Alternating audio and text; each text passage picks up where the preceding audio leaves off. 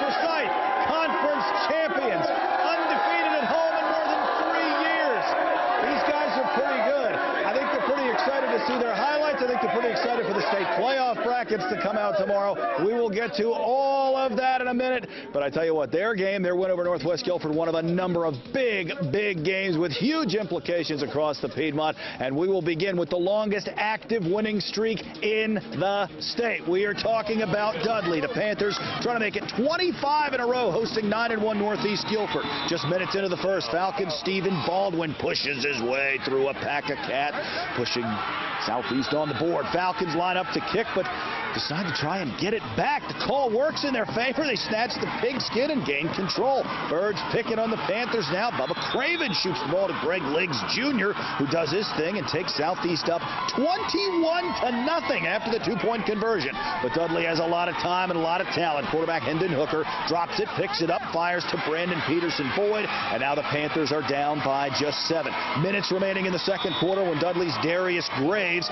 takes this one home and nearly takes out our cameraman in the process. We appreciate you being kind because those are expensive cameras. Panthers come all the way back and then some. 50-20 your final. They are now Metro champs. Eastern Alamance trying to wrap up an 11-0 regular season against Northeast. First quarter, Rams already down 7. Marquell McKinney sees some daylight to his right and decides to take advantage of it. Guilford in Eagle territory now. A few plays later, it's McKinney on the pass, but this is not going to be the right guy. Nice interception in the end zone. Chris Wright right in the right spot. He's pushed out of bounds at the 1, but hard to hold the Eagles back. John Lamont on the quick drop finds an open man in the flat, and he is gone. Eastern Alamance finishes off the perfect season. 48-16 is your final score. Reagan is not undefeated, but nobody's hotter right now. The Raiders try to capture their first ever Central Piedmont Conference crown against R.J. Reynolds. Jake Easter, low snap. He waits. He finds an open Isaiah Anthony in the end zone. Two-point conversion good. 8-0 visitors. Moments later, Easter again going up top to Chandler Belk, who stays inbounds for the score. 16-0 Reagan, and the Raiders were not done. T.J. Griffin on the little running back sweep. He takes it to the house. Reagan up 23-0 in the first quarter, and Josh McGee's team did not look back. Reagan wins and wins large. First conference title in school history, 64-7. West Forsyth and North Davidson playing for second place in the CPC. Shy Tuttle, that's a big bad dude. Second quarter, North Davidson's Kennedy McCoy takes the handoff. He makes everybody miss. He makes a lot of people miss. Left, right, picking up the first down. That would set up a 24-yard field goal by Daniel Leonard, one of the top kickers around. He is good from just about 50 in most nights. West leading, though, 14-10 at the half. Third quarter, Mr. McCoy again, once again moving the chains for the orange and the black. A few plays later, he is in the end zone and putting the Black Knights ahead, 16-14. PAT would be no good, but it wouldn't matter because that would be your final score. North Davidson, a gutty win on senior night, 16-14. They are 10-1. Davian Tabor in the fourth place game from Winston-Salem. Third quarter, Sparty up 38-9. You know, sometimes when our cameras arrive, it's already a little bit of a blowout. War Eagles trying to make a comeback, though. Parker Correll hits Cade Carney down the sideline, and he's not going to be caught. Big touchdown by Davy, but they're still down by 22. Sparty with a quick response. Graham Morton finds Divine Diablo with a man all over and still makes an acrobatic catch right along the sideline, holding on same drive to give us to James Antoine, and he is in for the Mount Tabor score. War Eagles outscore Sparty in the second half. Too little too late, though. Tabor ends the regular season on an up note, 45-24. Huge one tonight from Mayberry, 9-1 East Surrey at 10-0 Mount Airy. This one for the outright Northwest Conference crown. Second half, Logan Holder makes it 20-0 with a 15-yard strike to Shea Wilson, but East just would not go away. Tyler Smith, Gage Edwards, okay, it's 20-7 now. Granite Bears would extend the lead on a short field goal, so 23-7. Game over, right? Well, not so fast. Hold on. Tyler Smith, Jack Edwards, all the way down to the 1.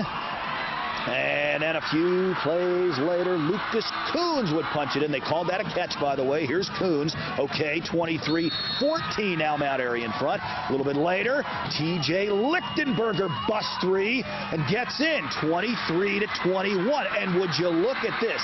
East comes all the way back to win in Mount Airy. 28-23 is your final. East snags the Northwest title. Ashe County Elkin, the Bucking Elks, needing a win to claim the outright conference title in the Mountain Valley. We start with Elkin. Daniel Brinegar keeps the ball, and that's a good idea. 50 yards, he is gone. 6-0 your score at this point. Ashe County trying to respond. Quarterback Connor Bowers is going to be sacked, and compounding the problem, he is going to lose the rock right there. Elkin recovers. Brinegar again. 25-yard toss to Cody King, and Elkin is up 12-0. You know, sometimes when our cameras bolt, one team wakes up, and that's what happened here. The Huskies wake up. Elkin's 6-game streak comes to an end. 34-20. Ashe County mushes on. Carver, one win away from another Western Piedmont Conference title, visiting South Stokes tonight. Yellow Jackets came out firing on just about every cylinder they have. William Dean hands off to Tyquan Watson. He's in from 20 yards out. 7-0 Carver, and some people are still finding their way into the ballpark from the parking lot. Next possession, Dean would hit a streaking K-Wan Jackson down the sidelines, and a whole lot of action. 55 yards to the house. Jermaine Crowell happy what he sees, and he's still got the sunglasses on, a la Corey Hart, if you like 1980s music. Dean not done. He connects with Marlon Rousseau, who does some nice footwork here. He is in from 45 yards out. South Stokes, no answer for the Yellow Jackets. 60-7 your final there. And how about Surrey Central and West Stokes playing for second in the Western Piedmont? West Stokes hosting Surrey Central. Senior night. West Stokes, students, parents, everybody out on the field having a good time. Early second half, Wildcats driving. Alex Manley on the keeper, and Alex Manley would set up a first down. Manley would then connect with his big target, Cameron Wall, who makes a spectacular catch between a couple of receivers and then cuts back and ends up going in. That we marked it off at 60 yards for the touchdown. That would be about it on a cold night and a very defensive-heavy night. Jimmy Upchurch and the Wildcats, though, pitch a shutout, 16-0. Okay, you guys want to see highlights of your game now? I'll take that for a yes. I believe that's a yes. East Forsyth, the game was chippy, it was emotional, and these guys look really good. High school playbook game of the week. It's